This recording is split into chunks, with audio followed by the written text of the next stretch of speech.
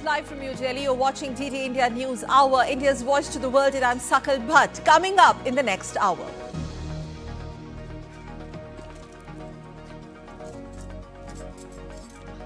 Indian economy grows at 7.8% in the fourth quarter, 8.2% in financial year 24, exceeds expectations. Growth projections from global agencies indicate India will grow by 7% in financial year 25.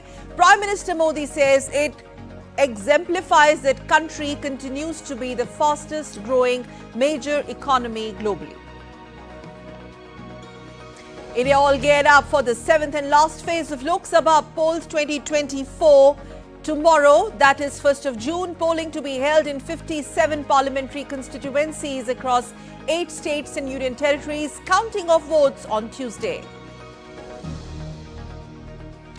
United States and Chinese defense chiefs lock horns on Taiwan in their first face-to-face meeting in 2 years, meet in Singapore on the sidelines of the Shangri-La dialogue. Donald Trump becomes the first former US president to be convicted of a crime. Court finds him guilty of falsifying documents to cover up a payment to silence an adult film star in 2016. And Nishant Dev becomes first Indian male boxer to qualify for the 2024 Paris Olympic Games, defeats Moldova's Sibotari at the World Boxing Qualifiers on Friday.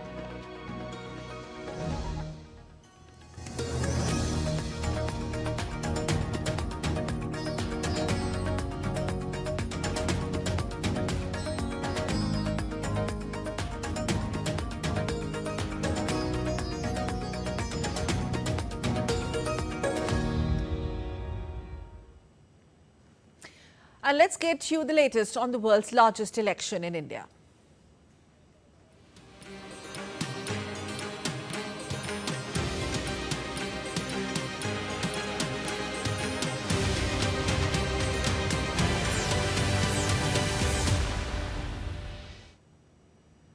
The stage is all set for the concluding phase or the penultimate phase of India's Lok Sabha polling this Saturday. 57 parliamentary constituencies spanning 7 states and a union territory are all set for the electoral process in the 7th or the final phase. And among the notable candidates whose political fortunes or fate will be decided through electronic voting machines are Prime Minister of India and senior BJP leader Narendra Modi, as well as TMC leader Abhishek Banerjee, who is also the nephew of Chief Minister of West Bengal, Mamata Banerjee. After Saturday's polling, the grand festival of India's democracy will come to an end. The 7th and final phase of India's parliamentary election is scheduled for Saturday. Voters across 57 constituencies in 8 states and union territory are eligible to exercise their franchise. All 13 seats of Punjab, 4 of Himachal Pradesh, 13 seats of Uttar Pradesh, 8 in Bihar, 9 in West Bengal, 6 in Odisha and 3 in Jharkhand, besides the union territory of Chandigarh, will go to polls on Saturday. The voting will begin at 7 a.m. in the morning. Elaborate arrangements have been made by the Election Commission to ensure smooth and transparent voting in these areas. Security has also been stepped up in the polling areas to avoid any untoward incident and ensure free and fair polls. Every polling booth will be manned by paramilitary forces. Our polling person already started going through their respective booths. 90% of the polling personnel have already started going to there. And we have made sufficient arrangements at the booth, and our police forces and central armed forces also present in the respective Naxal areas. And we are hoping for a peaceful election in Dumka. Due to prevailing heat waves across the country, basic facilities ranging from shade, drinking water, ramps, toilets and wheelchairs to electricity are in place to ensure that every voter, including the elderly and persons with disabilities, can cast their vote with ease. The political fate of prominent leaders, including Prime Minister and senior BJP leader Narendra Modi, Union Minister and BJP leader Anurag Singh Thakur, Congress leader Vikramaditya Singh, as well as TMC leader Abhishek Banerjee, will be sealed in the EVMs. Syed Absarul Hassan's report for DD India. In the midst of these election season, India's Prime Minister Narendra Modi has taken time off for meditation at the iconic Vivekananda Rock Memorial in the southern tip of the country, Kanyakumari, and upon his arrival at Kanyakumari on Thursday evening local time, Prime Minister of India Narendra Modi first offered prayers at the Bhagavati Amman temple before heading to the Vivekananda Rock Memorial.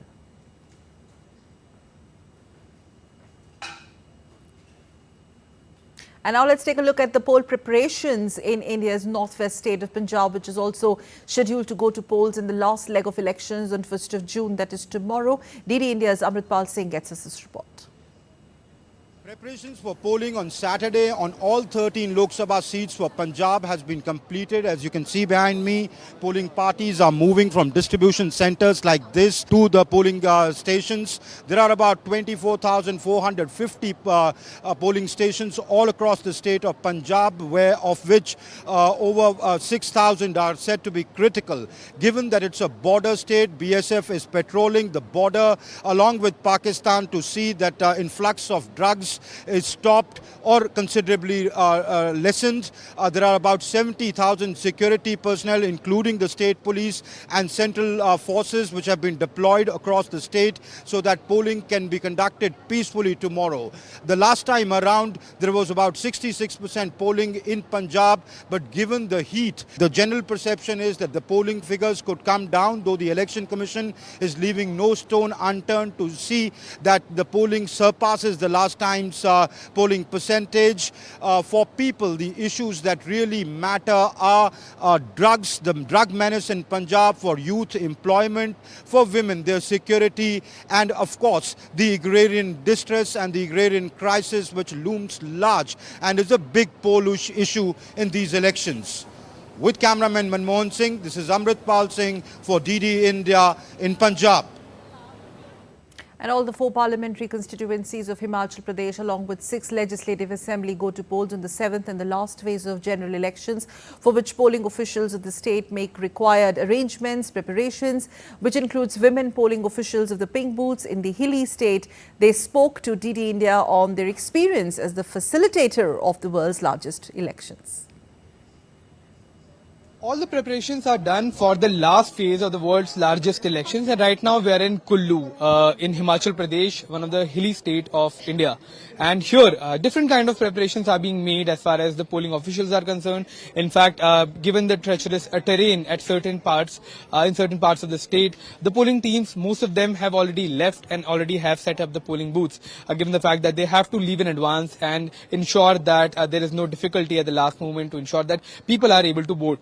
Some of them who have polling booths in the neighboring areas are already making preparations right now. And in fact, we have a polling team with us. So how seriously are you taking? What are the preparations? I'm very serious, and all my team members are also very serious, and will conduct this whole process very seriously and without any bias. Right. That's perhaps one of the most important things. So is all the training and process is in place? Yes. We had 3 rehearsals, and everything was perfect, and we understood everything. So this is what the polling officials here, the presiding officers, the micro observers, all of them are here in Kullu, and dispatching of these EVMs has already started a day in advance. And now today, just a day ahead of the polls, all of these teams that are going to the neighboring polling booths will also start their journey to set up the polling booth to ensure that the last phase of elections, general elections in India, is conducted in a transparent manner to make this world's largest election a huge success. With camera person Anil Thakur, Akshay Dongre, DD India. And Varanasi will be voting in the 7th and the last phase of India's elections on Saturday. Now, city is witnessing a terrific tourism boom along with the big development push. Now, notably, Varanasi parliamentary constituency is one of the most high-profile seats, which is represented by the Indian Prime Minister Narendra Modi twice in 2014 and 2019. Deepika Mathur of DD India gets us more from Varanasi, which is also famous by the name of Kashi or Banaras, and one of the oldest living cities in the world. It's peak afternoon in Varanasi, but the streets are still bustling with a lot of crowd. Reason being, this is the famous place of Kashi, and secondly, elections are going on. That brings more number of people in the form of rallies, in the form of coverage, and in the form of tourists also to Kashi, and visit all the hotspots and see how they are treating all the visitors here. Varanasi is all set to go to the polls on Saturday.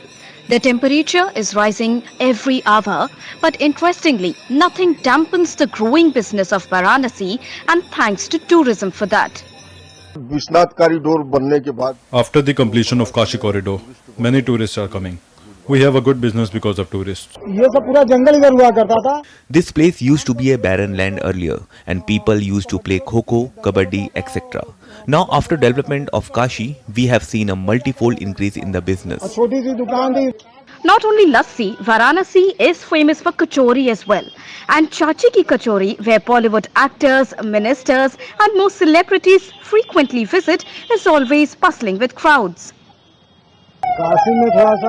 After Kashi development, the footfall has increased even more. Kashinath Baba and kachori and lassi, these are the three things, must-do things here.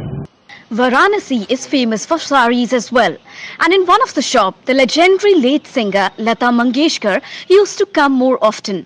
Now the owner believes that not only development, but the year of election also brings a lot of customers to the shop.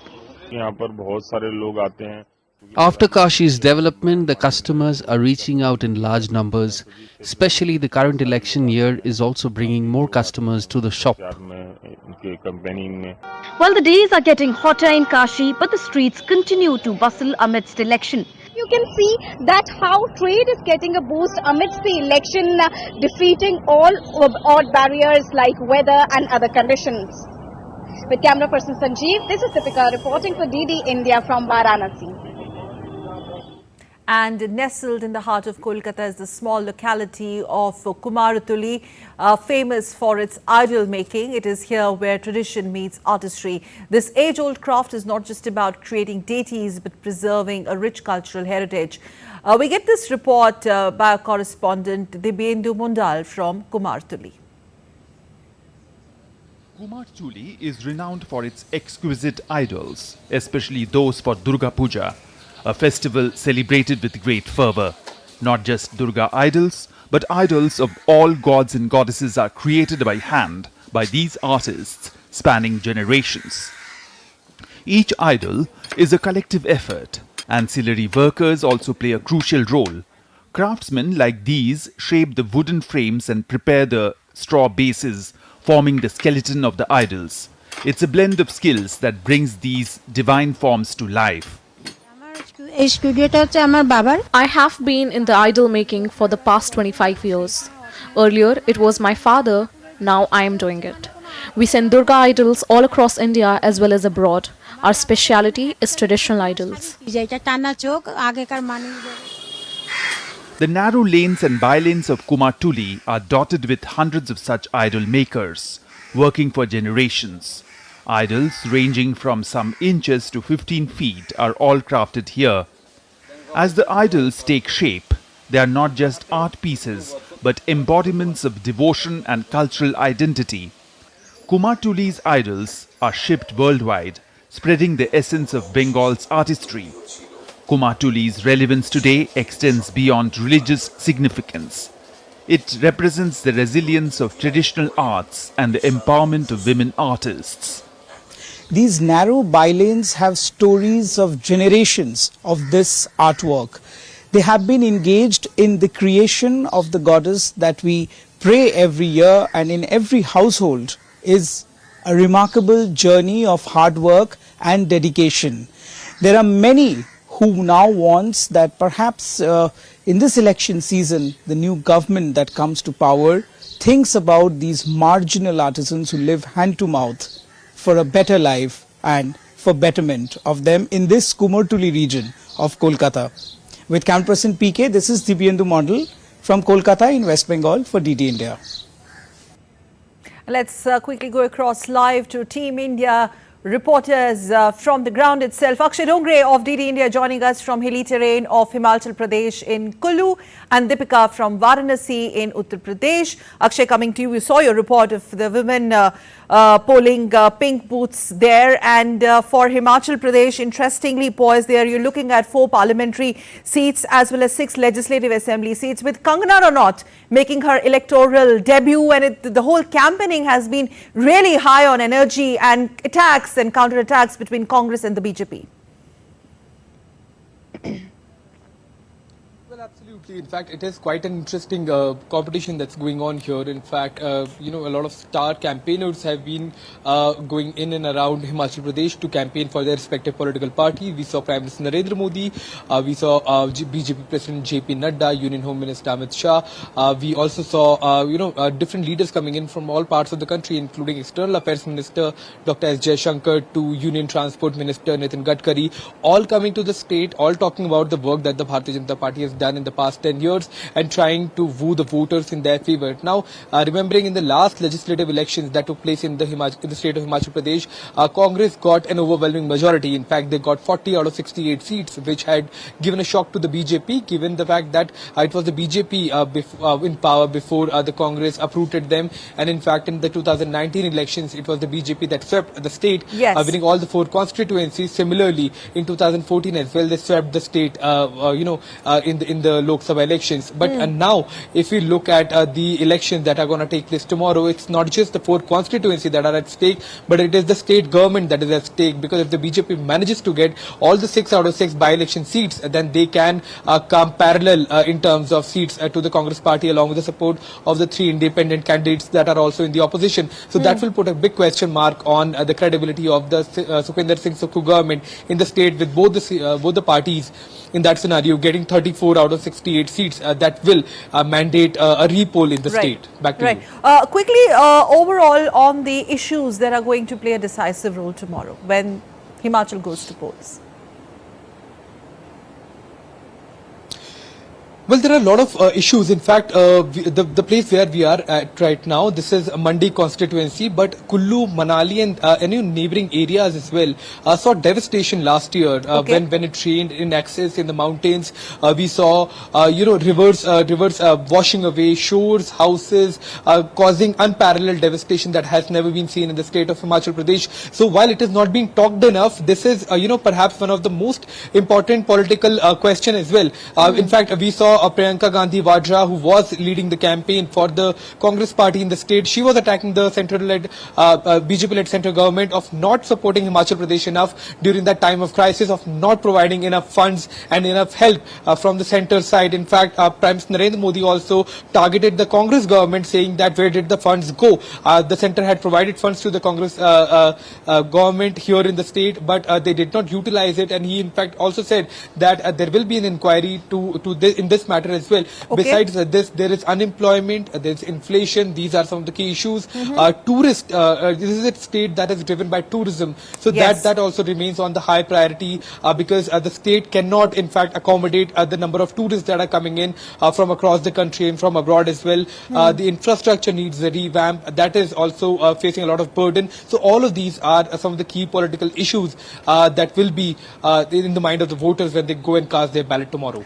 Okay, and shifting focus from Himachal's hilly terrain to world's oldest living city, from where my colleague Deepika joins us. Deepika, that report was fantastic. The by-lanes and lanes of Kashi there, I think it was Kashi Vishwanath corridor that you were reporting from. But many experts believe that it's hardly a contest there because Congress, perhaps the opposition, this time combining with the Samajwadi Party, they've been extremely consistent in losing this seat. And this being a high-profile constituency represented by Honorable Prime Minister.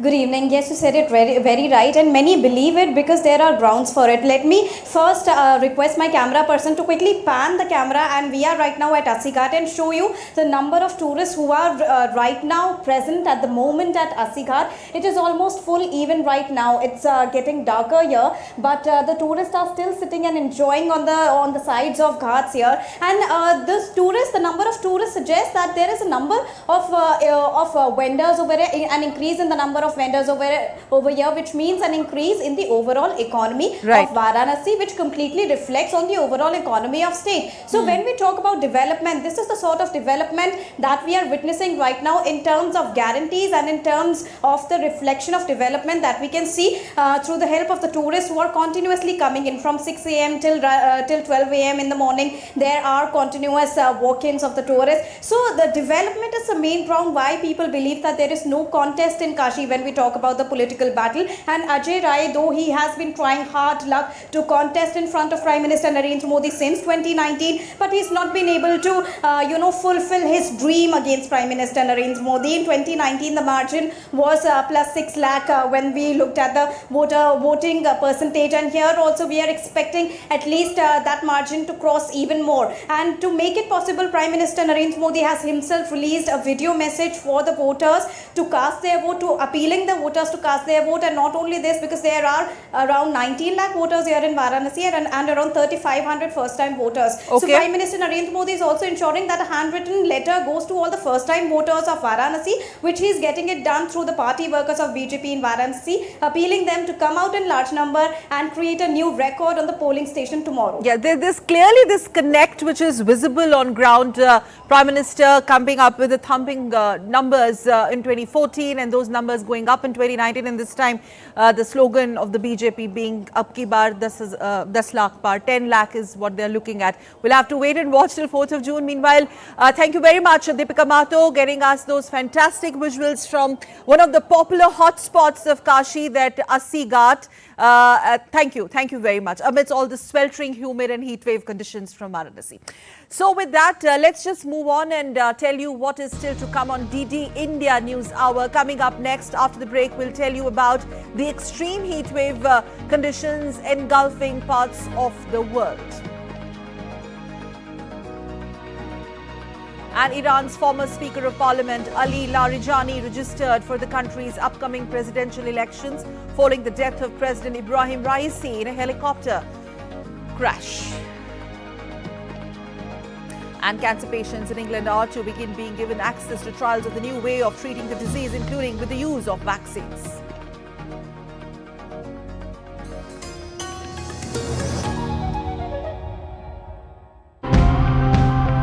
The marriage between tech and tradition is what farmers need across the globe. Tech shows us ways to deal with new challenges in a world, while traditional knowledge and varieties show us how to withstand these challenges. Some people in society look negatively at a woman if she steps outside of her home. Do you know 700 different crop problems on 30 different crops? Diagnostic, that's tough for a human to do. Big food manufacturers are getting like the biggest share. Farmers and farm workers, which are like in the bottom of this value chain. When a volcanic eruption injects ash, dust and gases into the atmosphere, into the stratosphere, they form sulfate aerosols, which the Earth's rotation helps spread around the globe.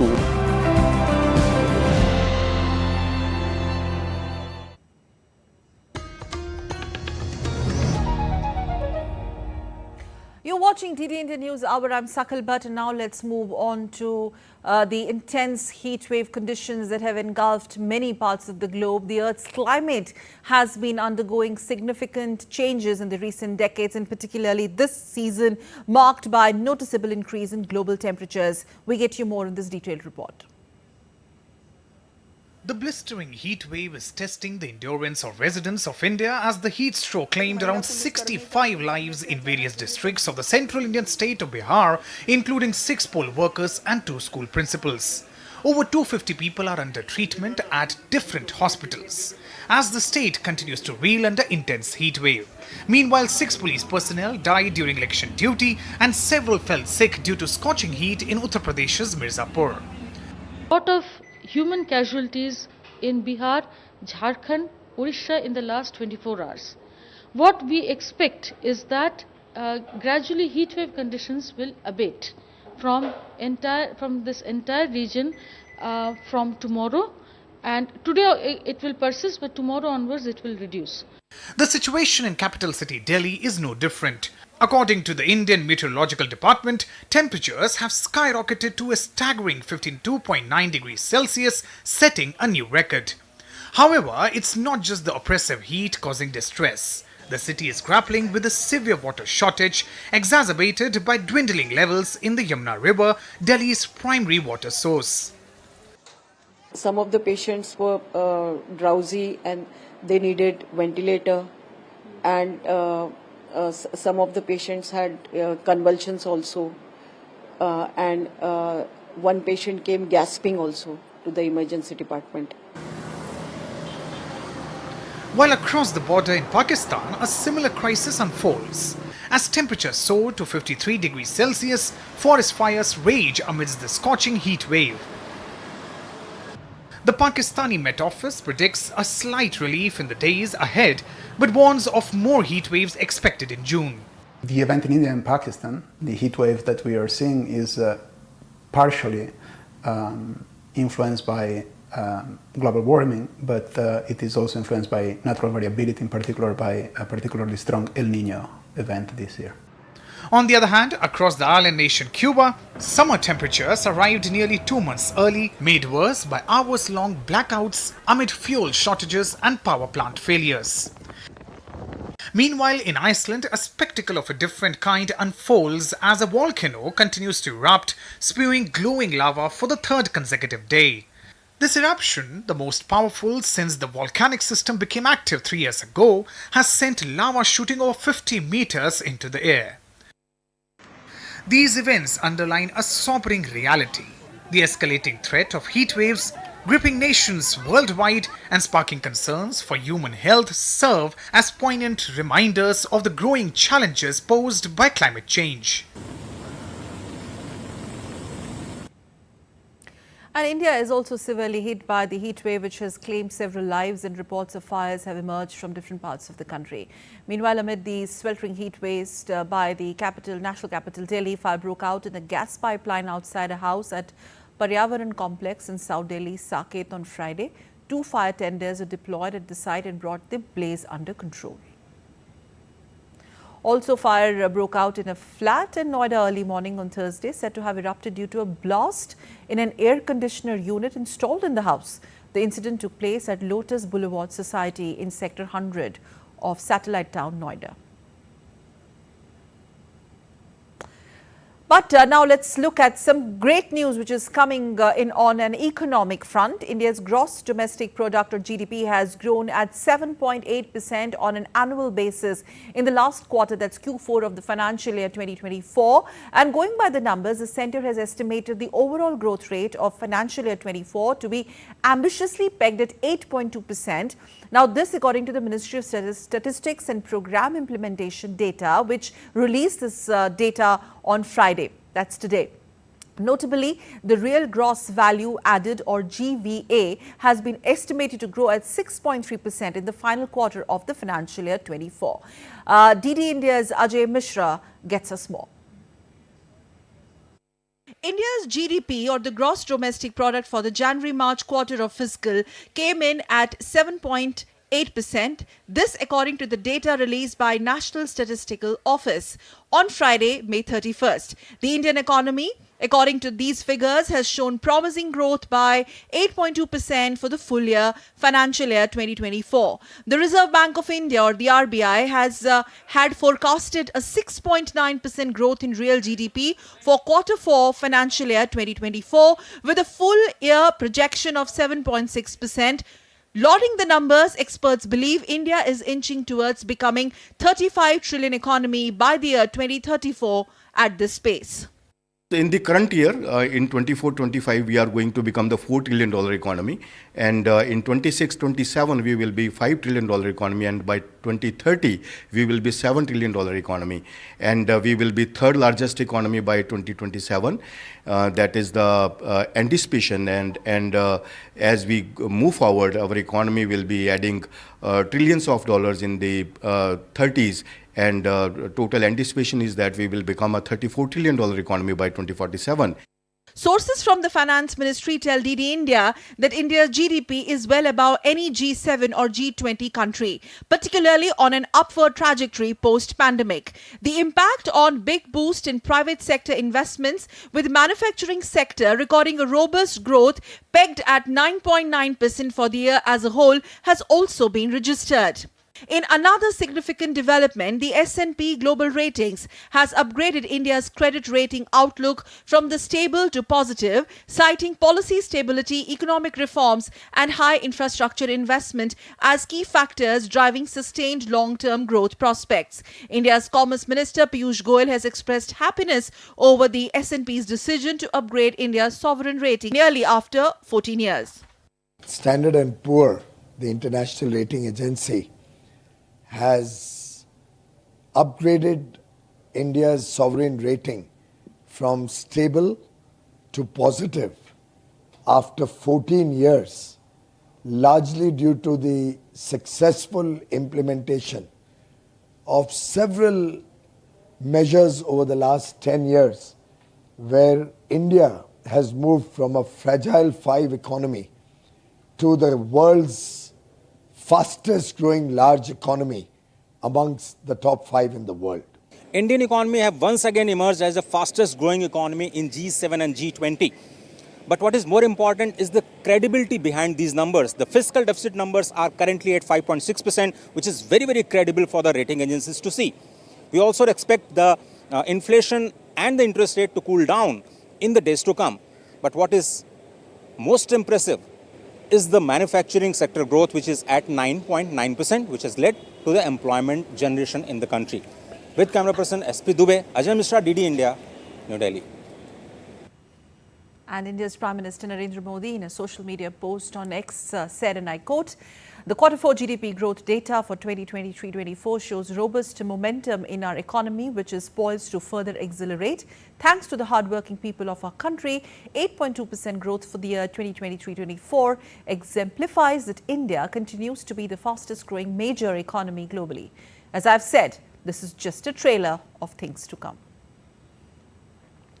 And India's Finance Minister Nirmala Sitharaman, in a social media post on X, said, and I quote again, let's have the tweet on our screens, please. "Today's GDP data showcases robust economic growth with a growth rate of 8.2% for financial year 2023-24 and 7.8% for the Q4, that's Q4 of financial year 2023-24. This remarkable GDP growth rate is the highest among the major economies of the world, and it is worthwhile to note that the manufacturing sector witnessed a significant growth of 9.9% in 2023-24, highlighting the success of the Modi government's efforts for the sector. Many high-frequency indicators indicate that the Indian economy continues to remain resilient and buoyant despite global challenges. India's growth momentum will continue in the third term of Prime Minister Shri Narendra Modi-led government. And the Reserve Bank of India has recently transferred over 100 tons of gold from the United Kingdom to its vaults within India. By relocating the gold domestically, the RBI aims to have greater control over its reserves, reduce geopolitical risks, and potentially save on storage costs. Reserve Bank of India has reportedly brought over 100 tons of gold from the United Kingdom to its vaults within India. By relocating the gold domestically, the RBI aims to have greater control over its reserves, reduce geopolitical risk, and potentially save on storage costs. This move is part of a broader strategy to diversify its gold reserves and enhance the security of its assets. According to media reports, more gold is likely to be brought back to the country in the coming months. This is the first time since 1991 when gold at this scale has been added to the stock. Sanjeev Sanyal, member of PM's Economic Advisory Council, posted on X, mentioning India will now hold most of its gold in its own vaults. He added that we have come a long way since we had to ship out gold overnight in 1991 in the midst of a crisis. As of March 31, 2024, the total gold held by the Reserve Bank was 822.10 metric tons as compared to 794.63 metric tons on March 31, 2023. In the 90s, India faced a critical situation when its foreign exchange reserves were depleted to the extent that they could only cover a few weeks' worth of imports. In August 1990, the then RBI governor proposed keeping 15% of gold reserves abroad for emergency use. Increasing the gold reserves within the country can strengthen India's reserve position. It also will help in boosting investor confidence. This action underscores the importance of gold as a strategic asset in India's financial system, providing a hedge against economic uncertainties and ensuring a more secure and sovereign management of the country's wealth. The transfer of a substantial quantity of gold also highlights India's growing economic confidence and its efforts to bolster its financial infrastructure. Bureau Report, DD India. Let's try and decode these numbers further and talk about the reasons attributing to this. And we are joined by Dr. Nilanjan Banik. He's a senior economist joining us live from Hyderabad. Thank you very much, Mr. Banik, for joining us. Now, would you also agree to the fact that this has crossed expectations or beyond expectations, the numbers that are stacked as we talk, and the impressive growth numbers despite global challenges? I don't think it's a surprise because let's try to break it down. Why India is growing so fast? In fact, you just now mentioned that India is the fastest growing economy among the G20 group of countries. Yes. If you take the total contribution of G20 group of countries, we are actually talking about 85% of the world GDP. So looking in that way, Indian economy is actually growing the fastest in the world, I would say. Because if you see elsewhere, be it the US, be it the European countries, or for that matter, Japan or some of the Asian neighbors, including Singapore or South Korea, and also China, you will find that the growth is not happening over there. If I'm talking about China, the growth has come down to less than 5%. For Singapore and Japan, they're growing at 2%. Now, you must be wondering that what is actually fueling India's growth? Exactly, yes. And the reason for that, there are two important reasons for that. The first is our fiscal deficit is under control. The government fiscal deficit right now is 5.6% of GDP, which put us in a sweet spot. Why is it that? Because that also means that our inflation numbers are under control. If you look into the core inflation number, which is discounting for the fuel and cyclical factors like oil, and other vegetable prices, you will find that the core inflation is actually around 3.2%. Now, in terms of the government spending, that is actually fueling the growth because government is spending around 10 lakh crore of rupees towards building roads, ports, infrastructure, health, education, and it has got a huge multiplier effect to the tune of 2.5%. Now, one of the thing is basically what we say, why is it government is able to spend so much money? For that, you will have to understand that the government reform in the form of the GST, indirect tax reform, that has led to an increase in like for instance, both direct and indirect tax collection. Each of them has crossed 20 lakh crore this year. Now, because of that, government is able to spend so much money in building the infrastructure, which has got a huge multiplier effect, which is also creating income. And apart from that, if you see the JAM Trinity, Jan Dhan account, Aadhaar, and mobile connection, that is also creating opportunity to do business for the small and medium enterprises. And that is also sustaining. If you could also elaborate on the magnificent growth that we are talking about in the manufacturing sector, pegged at 9.9%, and that is something which also translates into this massive employment generation space. That is true because, again, as I said, that this JAM Trinity in a way is creating wonders. So be it small-scale enterprises, be it the large-scale industry, you are seeing an opportunity to do business. And in the rural area, for the first time, you'll find that the demand has started to pick up. So when you see the rural demand is picking up, of course, that will translate to the manufacturing sector trying to produce more goods and services. Now, in the context of India, you should also remember 2/3 of our domestic demand is driven by factors which are inherent to the domestic economy, be it health, be it education, be it infrastructure.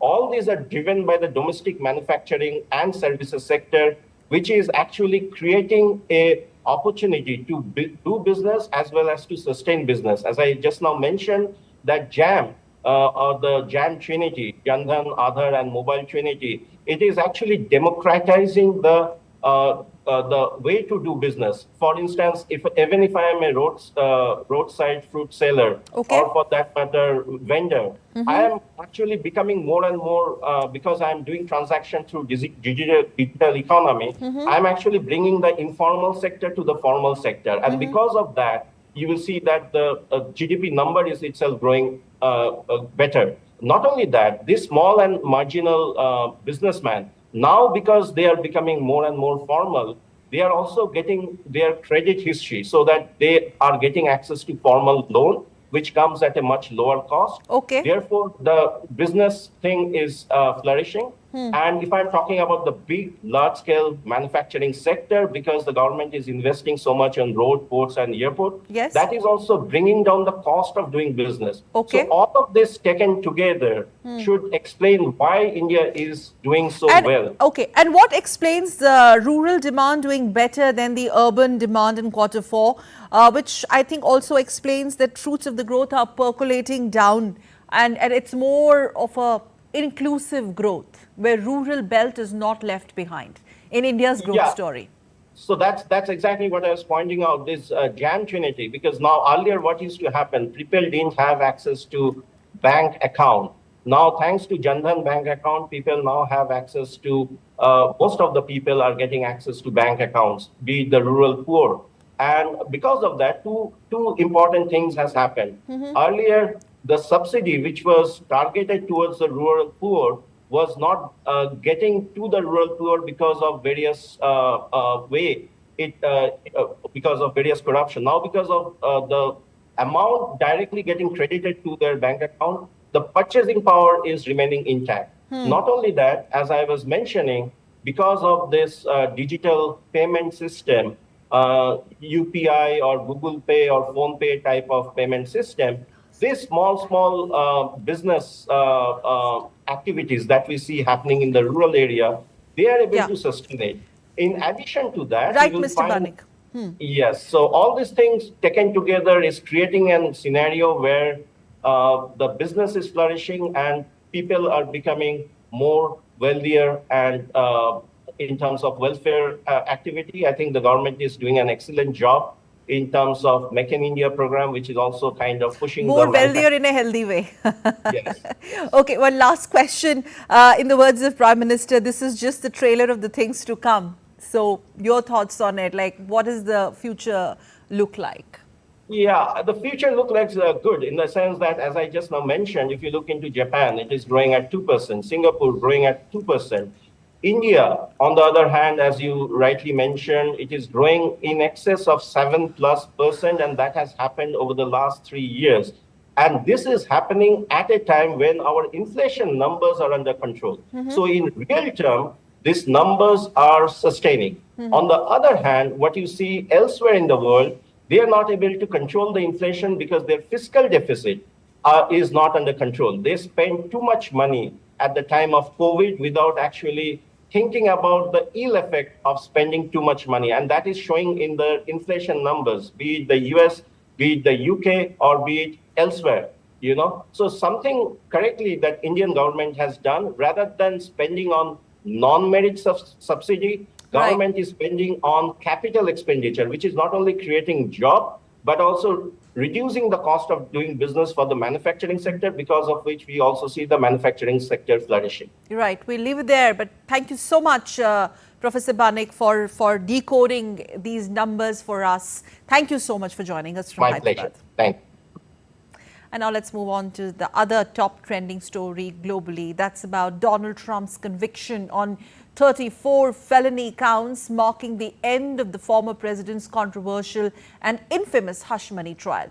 It's likely the fight that over this case is far from over, as now the focus shifts to sentencing and the potential for a prison sentence, if at all, quantum of punishment, if at all, or for that matter, a long-drawn legal battle staring at Donald Trump. Now, for a few months left for presidential polls, what does Trump's conviction mean for the US politics?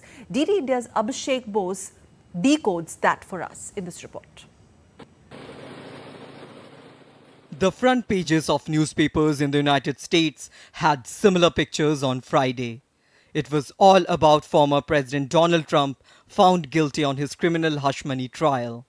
A New York court has found Trump guilty of falsifying business records to cover up a payment made to an adult film actor ahead of the 2016 presidential election. Now this is another electoral season and Donald Trump finds him at a critical juncture. He has become the first US president to be convicted of a crime. Meanwhile, Trump says he's innocent and being framed. I'm a very innocent man, and it's okay. I'm fighting for our country. I'm fighting for our Constitution. Our whole country is being rigged right now. This was done by the Biden administration in order to wound or hurt an opponent, a political opponent, and I think it's just a disgrace. The sentencing is scheduled for July 11, just days before the Republican Party is set to formally nominate its presidential candidate for the November election. Now the question is, will Trump go to prison? This is very unlikely. The maximum sentence for falsifying business records is 4 years in prison. And it's rare for first-time offenders of this crime in New York to receive prison time. Therefore, punishments like fines or probation are more common in this scenario. Trump is expected to appeal against his conviction. His lawyers may argue that the charges are legally flawed and politically motivated. Now the major question is, could Trump still become the president? Yes, he can. The American Constitution only requires that presidents be at least 35 years old and natural-born US citizens who have lived in the country for 14 years. So the conviction doesn't legally prevent Trump from running for or becoming president.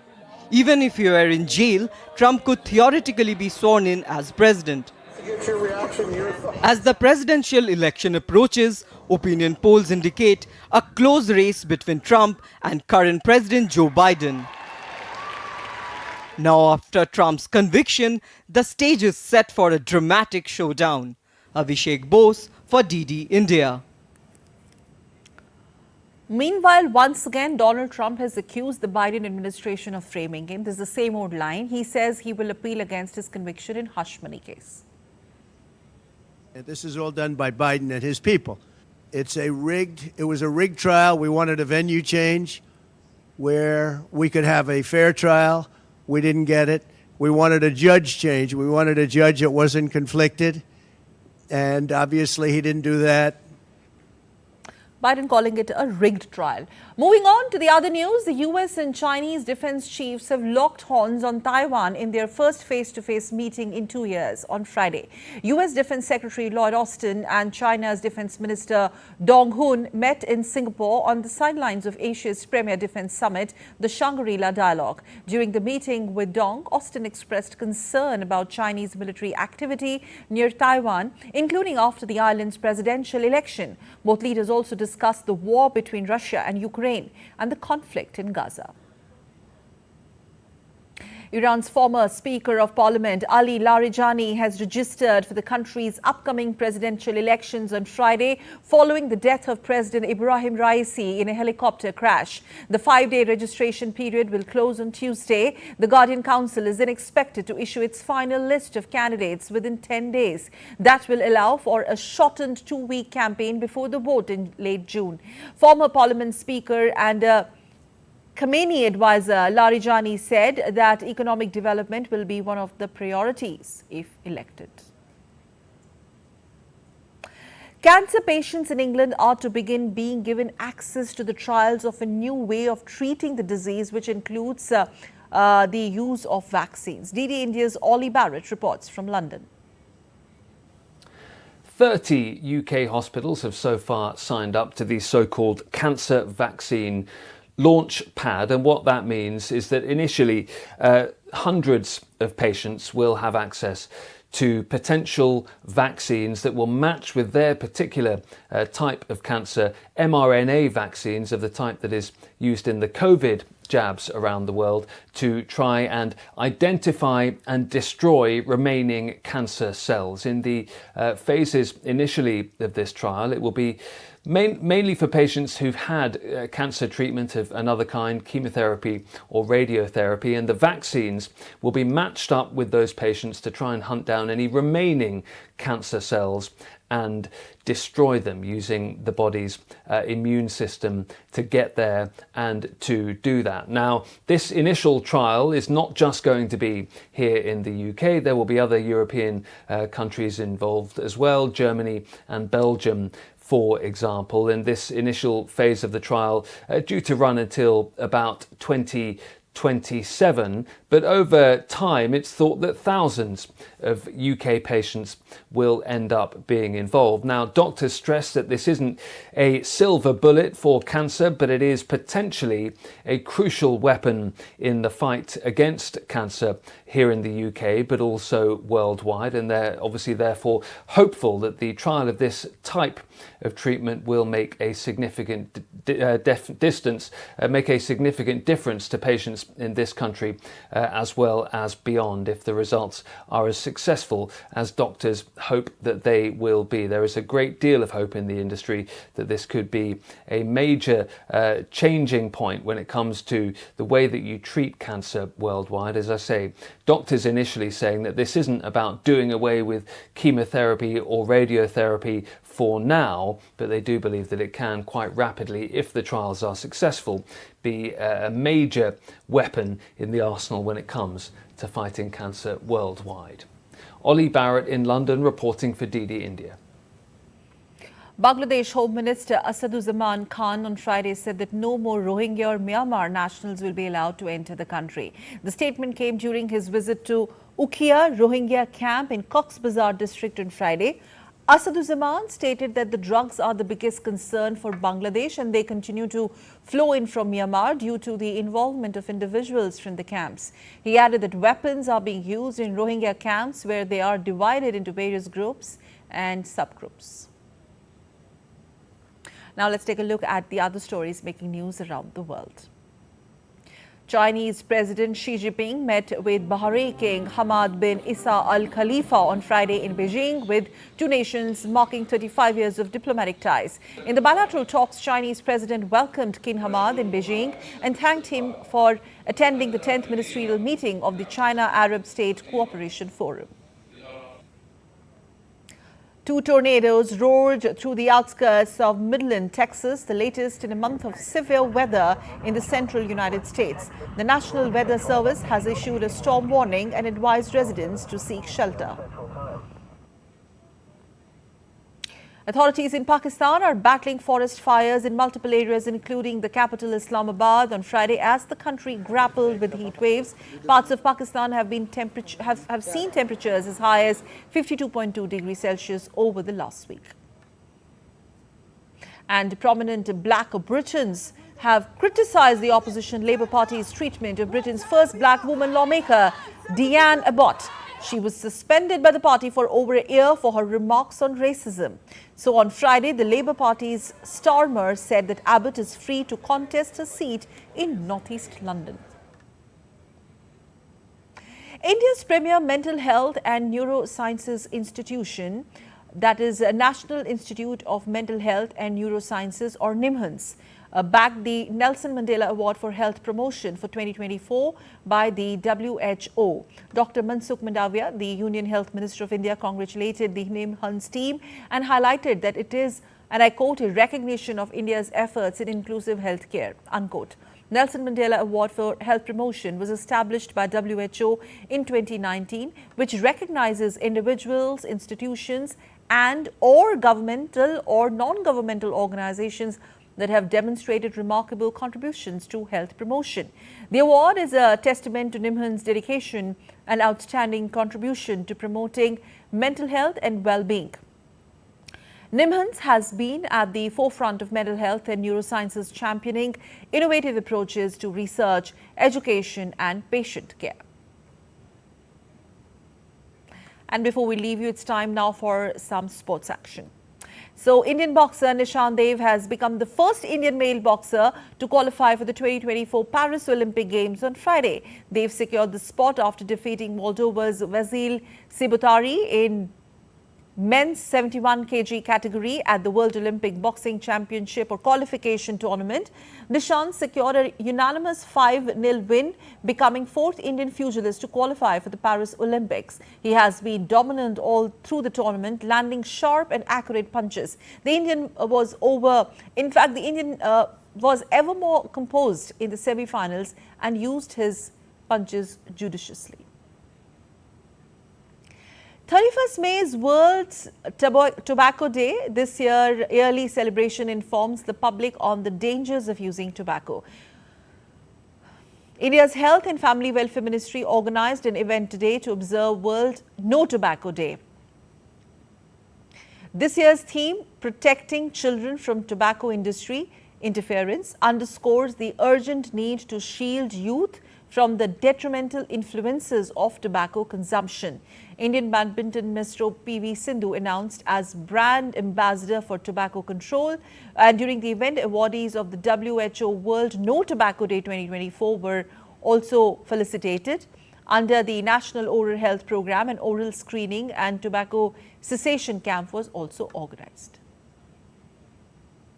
And that's all for you in this edition of DD India News Hour. But let us know your thoughts on the news of the day. And for those on the go, you can get all the latest news and updates from India and across the world on DD India mobile app. The app is available on both Android and iOS platforms. Scan the QR code on your screen to download now. And we will be back with more news as it breaks only here on DD India. I'm Sakal Bhatt, and from all of us here in New Delhi, thanks for watching DD India Live. Thank you.